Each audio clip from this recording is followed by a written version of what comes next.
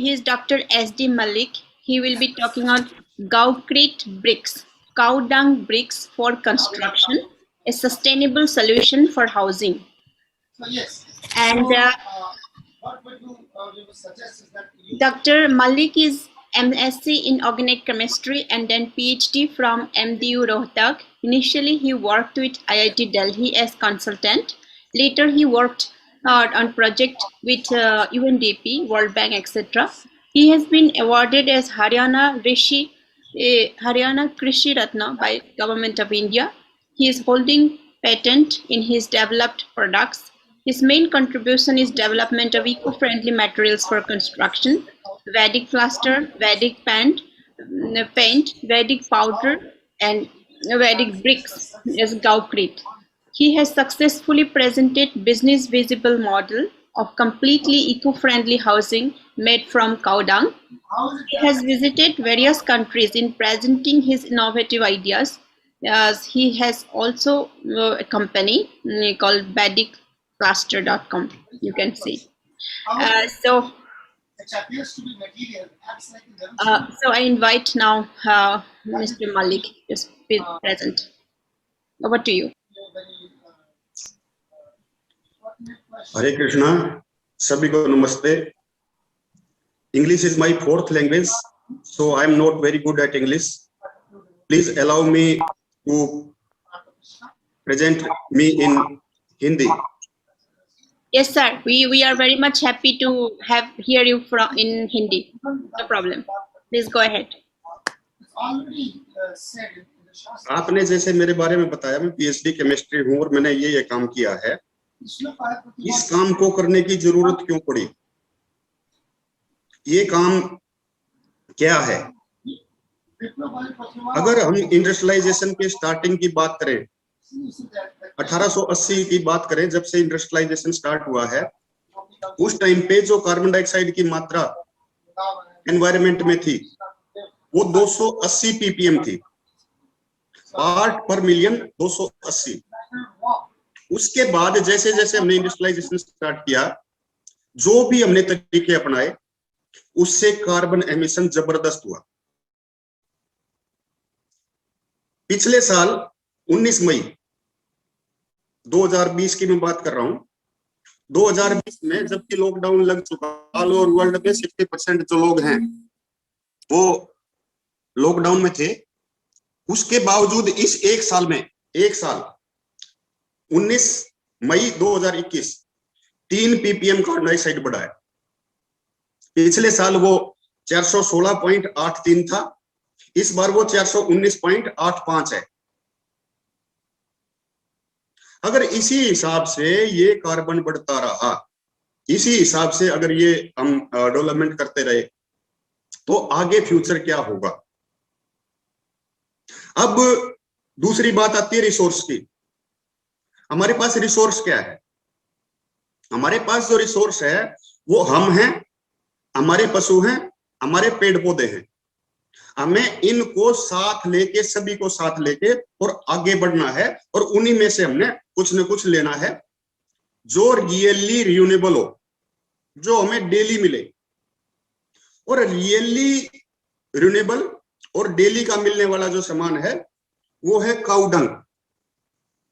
ये मेरे हाथ में काऊ डंग है, और ये जो है मेरी जो माँ थी उसकी बहन का बनाया हुआ काऊ डंग केक है. हमारे गांव में काऊ डंग को कभी भी वेस्ट नहीं छोड़ा गया, लेकिन जैसे जैसे हमारी एजुकेशन, हमारे फील्ड डाइवर्स होते गए, हम काऊ डंग से दूर होते गए. अगर आज का मैं सीन बताऊं, भारत की बात करूं, तो भारत में डेली का 35 से 40 मिलियन टन गोबर निकलता है. अगर इस मात्रा में डेली निकलता है, सर्दी में नहीं रुकता, बरसात में नहीं रुकता, गर्मी में नहीं रुकता, 365 के 365 दिन निकलता है. पहले इस गोबर का यूज हो जाता था, ईंधन के तौर पे यूज हो जाता था, चूल्हे जलते थे. 1965 में एलपीजी आने से पहले, भारत में एलपीजी 1965 में आई थी, उससे पहले सभी के हमारे चूल्हे ऐसे ही होते थे. हमारे खेतों के अंदर डलता था. अब यूरिया वहां पे आ चुकी है, हमारे घरों के अंदर लिपाई होती थी। मेरी माँ खुद जो है घर को लिपती थी, उसके अंदर भी गोबर का उपयोग होता था। आज गोबर का उपयोग ना के बराबर होता है, तो उस गोबर का क्या किया जाए? तो मैंने उस गोबर पे रिसर्च करना शुरू किया और सबसे पहले मैंने एक चीज बनाई कि मैं सीमेंट प्लास्टर की जगह, आपकी एग्जिस्टिंग बिल्डिंग यूं क्यों है, बिल्डिंग आपकी बिल्कुल वैसी की वैसी है, आपको जस्ट सीमेंट प्लास्टर की जगह एक नया दूसरा प्लास्टर लगा देना है जिसके अंदर काउडंग हो। उसके अंदर मैंने क्या किया, अब पीली मिट्टी मिल नहीं रही, गांव के अंदर तालाबों के अंदर हम जो है मिट्टी निकालते हैं, एनवायरमेंट लॉ अपने हिसाब से काम करते हैं, तो मैंने मटेरियल सिलेक्शन किया और मैंने उसके लिए लिया जिप्सम। जिप्सम के अंदर मैंने काउडंग मिलाया, उसके अंदर थोड़ा सा सिट्रिक एसिड मिलाया, थोड़ा सा उसके अंदर ग्वार गम मिलाया और उसको मैंने लगा के अपने घर में लगा के देखा, अपने इधर उधर लगा के देखा, तो उसके रिजल्ट बड़े अच्छे थे। वो थर्मल इंसुलेशन के साथ साथ एयर प्योरिफिकेशन का काम भी करता था। तो उसके बाद मैंने उसको आगे बढ़ाया, उसके ऊपर और काम किया और फिर मैंने उसको जो है एज ए मार्केट में प्रेजेंट कर दिया वैदिक प्लास्टर के नाम से। जब वैदिक प्लास्टर के ऊपर मैं काम करने लगा तो मुझे उस टाइम पे गौशाला में भी जाना पड़ा। जब मैं गौशाला में चौमासे के महीने में बरसात के टाइम पे गया तो वहां का जो दृश्य देखा, वो दृश्य देख के मुझे अपने आप से घृणा हुई। वहां पे जो हमारी गायें हैं वो चौमासे के अंदर कोई नहीं उठा पाता, बरसात के अंदर जो है गोबर की तरफ कोई नहीं ध्यान देता, तो वहां पे हमारी गायें 1 से 1.5 फुट गोबर के अंदर खड़ी थी। तभी मेरा ध्यान दूसरी तरफ गया कि वैदिक प्लास्टर के अंदर तो थोड़ा सा गोबर लगता है, इस पूरे गोबर का क्या किया जाए। तो उसके बाद मैंने और मेरी सहयोगी है वाणी गोयल, उन्होंने मिलकर दोनों ने इस काम को गोबर का समुचित उपयोग करने की सोची। इसी दौरान क्या हुआ कि मुझे अमेरिका किसी यूनिवर्सिटी में लेक्चर देने के लिए बुला लिया गया और वहां पे जाके मैंने उनके घर देखे अमेरिका वालों के, और जो यहाँ पे अपना दूसरे जो ऑप्शन है जिससे मकान बनते हैं उनको भी मैंने देखना शुरू किया। तो मेरा जो सबसे पहला ध्यान गया था वो गया था हेम्पक्रीट की तरफ। हेम्पक्रीट एक नया बिल्डिंग मटेरियल है, उसके अंदर 80% हेम्प डलता है। हेम्प बोलते हैं भांग को, हेम्प शिव, हेम्प का पौधा होता है मेडिसिनल प्लांट, जो हमारे शास्त्रों के अंदर भी जिसको शिव का प्रिय बोला गया है। उसका वहां पे लोग क्या करते हैं, चॉपिंग कर लेते हैं, ड्राई कर लेते हैं, लाइम मिला देते हैं, ब्लॉक बना देते हैं, मकान बना देते हैं। बात नंबर 1। बात नंबर 2, जब मैं एटलांटा के अंदर घूम रहा था अमेरिका में, तो वहां मुझे मकान बनते दिखे और वो मकान बन रहे थे बोर्ड के, बोर्ड एक दूसरे के ऊपर बोर्ड लगाया, स्क्रू टाइट किए, मकान बन गया। तो वहां से मुझे आइडिया आया था कि क्यों ना मैं गोबर से ईंट बनाऊं, क्योंकि भारत में अगर हम कहें बोर्ड से मकान बना लो तो लोग मानेंगे नहीं। हेम्पक्रीट को यहाँ पे कोई जानता नहीं है, जानता भी है तो हेम्प भारत के अंदर इलीगल है। मैं अगर भांग बो के उसकी अगर ईंट बनाने लग गया तो हो सकता है मेरी जेल हो जाए। लेकिन मेरे पास मेरा बैल था, मेरे पास मेरी गाय थी, हमने अपने गाय और बैल के गोबर का उपयोग करना शुरू किया और फिर उससे जो है हमने हेम्पक्रीट की तरह ही ब्लॉक बनाए और उस ब्लॉक का नाम दिया गोक्रीट। उस गोक्रीट का हमने टेस्ट किया और उसको 45 दिन हमने पानी की टंकी के अंदर वो ईंट बना के छोड़ दी। 45 दिन पानी की टंकी के अंदर ईंट छोड़ने के बाद भी जब उसको बाहर निकाला, उसको ड्राई किया, तो वो ईंट यूं की यूं ड्राई होगी, वो बिल्कुल उसी प्रकार से जैसे और ईंट होती है वैसे ही वो ईंट हमें मिली। उसके बाद हमने क्या किया, क्योंकि गोबर है, पानी में गल सकता है, आग में जल सकता है, तो हमने उसकी फायर की टेस्टिंग की और वो जो है 1-1.5 घंटा तक एलपीजी के ऊपर हमने वो ईंट रखी और उसके बाद जो है उसको हमने देखा तो उस ईंट के ऊपर जो है हल्के हल्के जो है जस्ट 1 या 2 mm या 4 mm उसके ऊपर जो उसका इफेक्ट पड़ा। जब मैं इधर से उसको गर्म कर रहा था और इधर ऊपर हाथ रख रहा था तो इसके अंदर हीट ट्रांसफर नहीं हो रहा था, इसका जो थर्मल कंडक्टिविटी है वो काफी कम था। उसके बाद हमने एक तरफ तो इससे अपना कमरा बनाना शुरू कर दिया और दूसरी तरफ हमने लैब से इसको टेस्ट कराया। जब लैब से इसको टेस्ट कराया तो इसकी जो कंप्रेसिव स्ट्रेंथ थी वो 2.5 से 2.5 MPa से लेके और 11 MPa के बीच में थी। क्योंकि गोबर है, कभी हमारी गाय कुछ खाएगी कभी कुछ खाएगी, तो गोबर की जो वो है उसके अंदर वेरिएशन होती रहती है। तो ये मुझे एक्सपेक्टेड था कि इसकी जो कंप्रेसिव स्ट्रेंथ है वो एक रेंज में आएगी। लेकिन सबसे बड़ी खुशी की बात क्या है कि हमारी कोई भी जो ईंट है वो 2.5 MPa से नीचे नहीं आई, यानी कि जो फ्लाई एश ब्रिक्स हैं उसके कंपैरिजन में हमारी जो ब्रिक्स हैं उनकी स्ट्रेंथ आई। उसके बाद हमने क्या किया, हमने बीकानेर हम शिफ्ट हो गए और अपना जो है सारा ओवंस वहां पे ले गए और वहां पे हमने ईंटें बनाना शुरू किया बल्क में। वहां पे बल्क में ईंटें बना के फिर हमने वहां पे मकान बनाया। और अब जो है उसी के ऊपर हम आगे लगे हुए हैं कि किस प्रकार से गोबर का सदुपयोग हो, किस प्रकार से पर्यावरण बचे, किस प्रकार से जो धन है वो गायों की तरफ जाए, वो प्रकृति की तरफ जाए। इसी प्रकार जो है हमने इससे जो है बोर्ड भी बनाए इस टाइप से गोबर के। ये जो बोर्ड हैं इन बोर्डों को भी उसी टाइप से हम जो है स्क्रू करके और इससे भी मकान बना सकते हैं, इससे भी हम आगे काम कर सकते हैं। गोबर से हमने जो है उसी गोक्रीट से हमने वहीं पे गमले बनाने स्टार्ट किए और अब हम जो है लोगों को गमले बनाने का, ईंट बनाने का, गोक्रीट बनाने का 3 दिन का प्रशिक्षण राजस्थान के बीकानेर में ही देते हैं।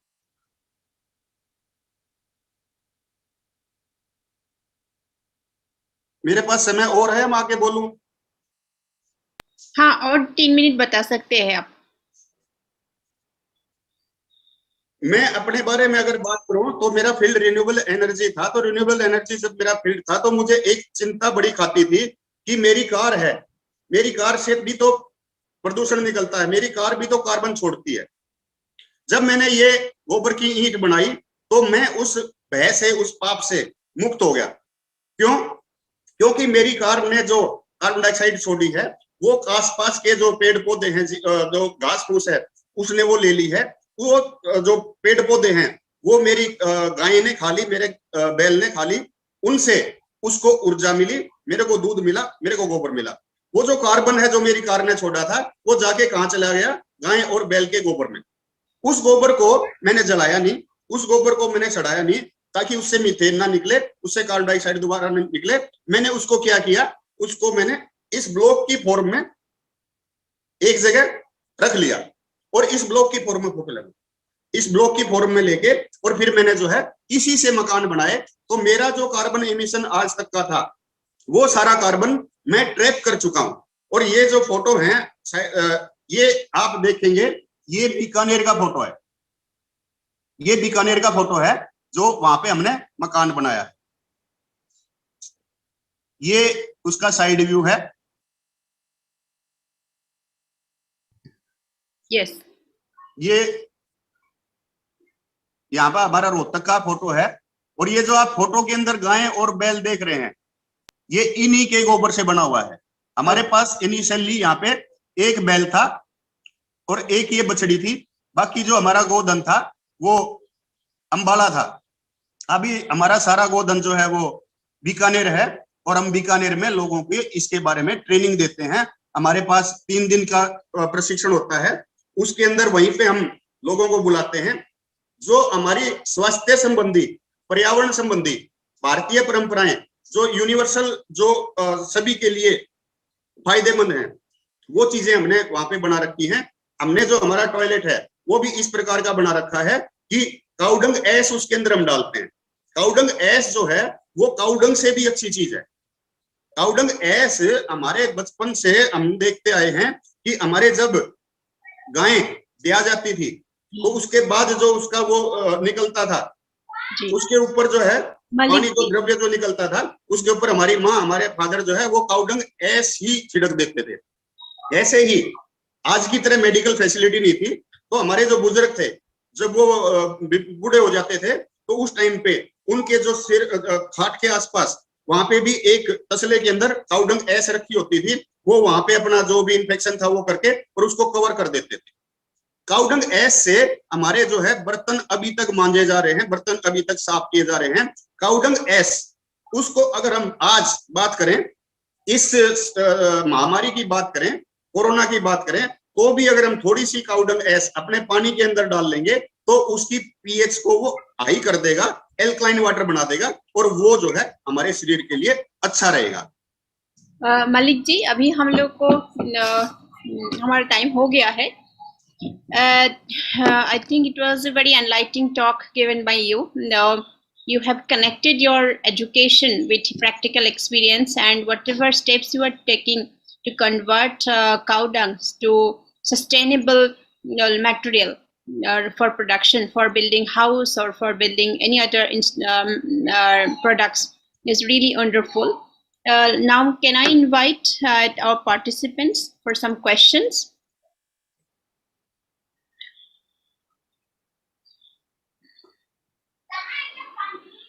Yes, Malini Devidasiji, please unmute and speak. Yes. Hare Krishna sir, नमस्ते. मैं मालिनी हूँ भोपाल से. सर, मेरा एक क्वेश्चन है कि मैं एक छोटा सा यहाँ पे स्कूल चलाती हूँ, और बेसिकली मैं वहां पे ऊपर छत पे मैं 2 बिल्कुल नेचुरल क्लासरूम्स बनाना चाहती हूँ.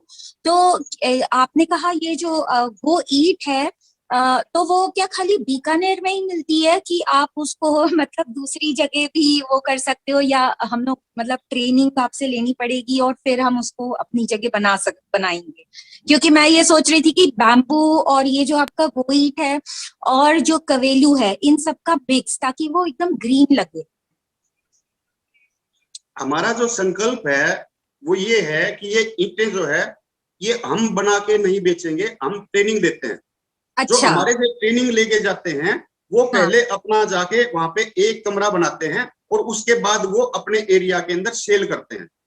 अच्छा. तो हम जो है जगह हम चाहते हैं कि ये जो काम है ये डिसेंट्रलाइज हो.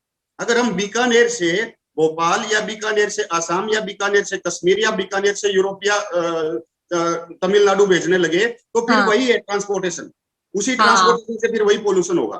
तो हमारा जो वे ऑफ वर्किंग है, हमारा जो काम करने का तरीका है वो ये है कि हम नॉलेज शेयर करते हैं, नॉलेज ट्रांसफर करते हैं, ताकि वहीं पे भोपाल में भी, इंदौर में भी, कलकत्ता में भी, दिल्ली में भी, जहाँ पे भी है वहां पे ईंटें बनने शुरू हो. और मुझे खुशी है कि हिमाचल प्रदेश में, पंजाब में, हरियाणा में, दिल्ली में, राजस्थान में, गुजरात में, महाराष्ट्र में, बिहार में और तमिलनाडु में ईंटें बननी शुरू हो चुकी हैं. और एक गौशाला है अपनी ध्यान फाउंडेशन की, चकोलिया. ध्यान फाउंडेशन की गौशाला के अंदर एक कमरा बन चुका है और जयपुर के आसपास इसी विधि से 2-3 मकान बनना शुरू हो चुके हैं. अच्छा, तो हमारा मंदिर जयपुर में है, तो अगर मैं जयपुर आई तो मैं बीकानेर आप ही से ट्रेनिंग ले लूंगी. जो भी हमारा शेड्यूल होता है 3 दिन का, और वो उस टाइम पे हम जो है सभी बताते हैं कि कब होगा, किस हिसाब से होगा. हमारे पास रेजिडेंशियल होता है, ये वहीं पे आके रुकना पड़ता है, 3 दिन सीखना पड़ता है. जी जी, बिल्कुल बिल्कुल, धन्यवाद. धन्यवाद मालिक जी आपके आंसर के लिए. कुछ क्वेश्चंस है, जैसे ब्रिक का लाइफ कितनी है, कितना ड्यूरेबल, कितना टाइम ये यूज हो सकता है ब्रिक, और कितना अमाउंट चाहिए बनाने के लिए एक ब्रिक? आप अमाउंट तो सबसे पहले तो आपको आपका गोवन से आसपास गोबर की अवेलेबिलिटी देखनी पड़ेगी. 2.5 किलो गीले गोबर से 1 ईंट बनती है. उसके अंदर कुछ जो है पदार्थ, लाइम, जिप्सम, ये इस टाइप के सिलिका वगैरह और 1-2 जो है वो डालने पड़ते हैं, और फिर वो आपको वही बनाना पड़ता है. तो आपके आसपास गोबर कहाँ से, आपको अगर आपके पास गोवंश है तो आप उसको ले सकते हैं, उसकी कोई कॉस्ट नहीं होगी. अगर आप गौशाला से लेते हैं तो गौशाला से आप किस भाव में गोबर लेंगे और आपके आसपास ये मटेरियल किस भाव में मिलेगा, तो वो सारा का सारा आपको कैलकुलेट करना पड़ेगा. उसके बाद आप अपने एरिया के अंदर क्या भाव है वो कैलकुलेट कर सकते हैं. फिर उसके ऊपर आप अपना 10 या 20% जो भी मार्जिन जो है वो आप अपना ऐड करके और आगे सेल कर सकते हैं. Thank you. Before I go for the next question, I have a quick request for all the participants. We are sharing the feedback form in the chat box. Can you kindly fill it up? Okay, there are many questions. Nitin Kedia, can you ask Can you unmute and ask the question? We can take Hare one Krishna. more question. Yeah, Hare Krishna.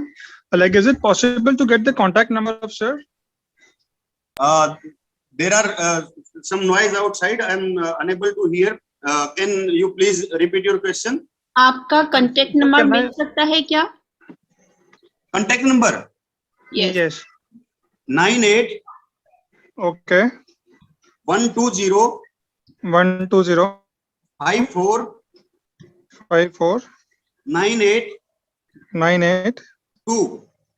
2. This is my Thank you so WhatsApp much. number. This is my WhatsApp number. Due Okay. to the inflow of calls, I am unable to take all the audio calls.